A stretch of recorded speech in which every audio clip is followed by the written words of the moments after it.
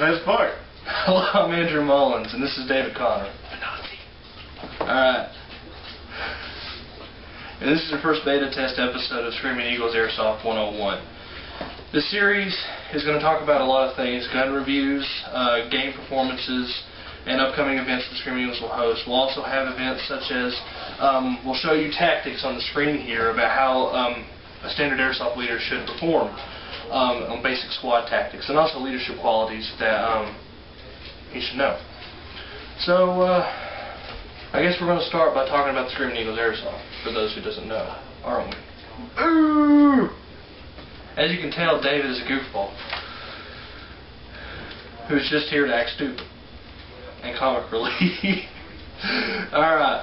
Anyway, Screaming Eagles started off in 2005, October 14th. Myself and Thomas Sorrells formed it. And since then, we started out as a paintball team, but since then we've grown as an airsoft team. Anyway, the Screaming Eagles started off in 2005, October 14th. Myself and Thomas Sorrells formed it. And David joined in 2007. And what did you think of the airsoft team when you first joined? Boo! No, seriously, what did you think of it?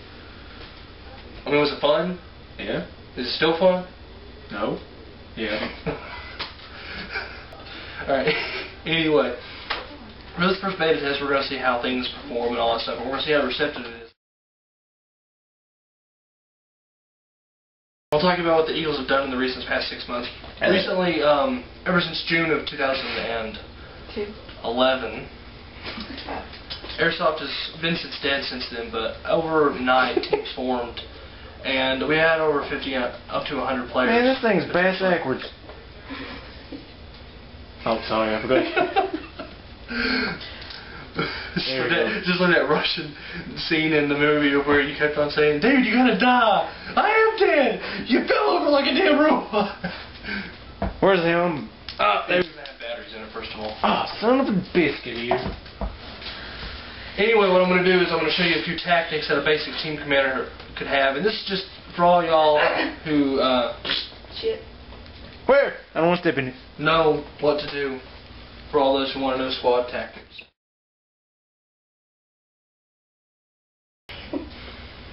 Now, unless you're playing capture the flag or assault or something they have to use for an objective where you have to obtain something, say a down pilot or a flag, or you have to bomb something. Anyway, you would start out at the base right here. That would be your spawn point, even though you would not defend it unless you're playing an objective game. Since you're playing a team deathmatch, you would definitely go on the offensive. Don't worry about defending. So you would probably perform a maneuver like that to set up a base of fire. Engage the enemy right here and just lay down covering fire. Now, you would do this, you would send off, it doesn't have to be most of your team, it doesn't even have to be half of your team, it could be a small portion of your team. David can attest for this, because he performed it back in August. But you can send most of your team right here to occupy the other team, and then you send a flanking force this way, and you got them on two sides. And eventually that flanking force can do hammer and anvil strikes, crush your team, crush the opposing team. And always remember, if you're going to do a flanking maneuver similar to this, always set your flanking team to either have the most cover or send them on the high ground, because the high ground always wins in airsoft.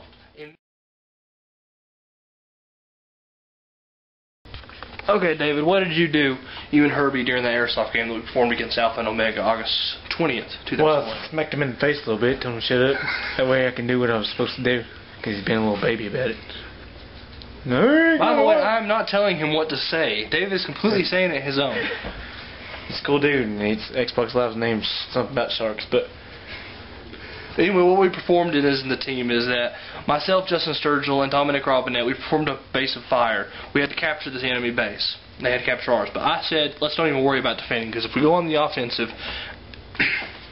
they're going to stick defensive. So what I told David and Herbie to do is to go up on the high ground and flank them from our left side and the enemy's right side. So David, what did you all do? I mean, in terms of how did you maneuver, and how did you gain the advantage, and how they did not see you? Creep through the woods like a creeping Wookiee, that's what I did. That's what he did. Tiptoe. Shh, hunting for Herbie. I mean, rabbit. Now, what David did is exactly what we wanted him to do. He crept in. He didn't go fast. You don't have to go fast, because he was approaching by stealth. What she said. He approached by stealth, and he did not cause any problems at all. Alright, now what do you not do in that situation? Have Herbie as your side man? Well, I wasn't going to that, but what more would you go? I mean, how would you advise rookie players on how to flank like that? I mean, the impatient kind. It's not for impatient people, is it? To flank like you did. No. So why in the crap I did it, I don't know. I don't know. I don't see how you did, because David's one of the most impatient people in the world. So, yeah. Sorry, I was thinking about Will Smith in my head. Alright, what did you do the second game? You flanked the second game we played against Alpha and Omega too, didn't you? Shot the referee.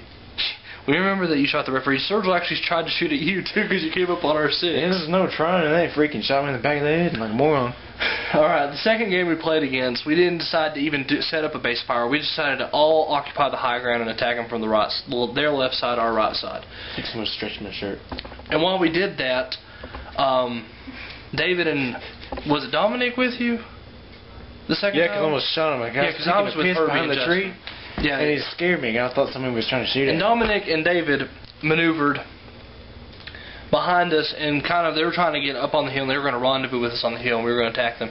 And then this is why you also need good communication. We used cell phones that day, which they worked really good. But until your mom decides to call in the middle of the game. I mean, walkie-talkies I recommend for anybody, but if you want good, quiet communication, just text them if you have cell phone service. Put your phone on vibrator silent. And please put your phone on vibrator silent, because if you have a ringtone and we're going to hear it, we're going to hear some embarrassing ringtone like this. Yeah, like if you hear this ringtone,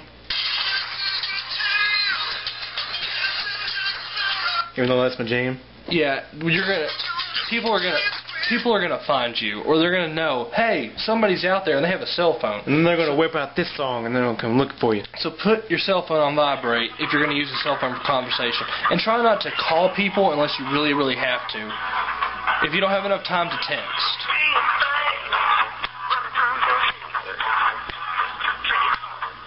Ghostbusters, Screaming Eagles.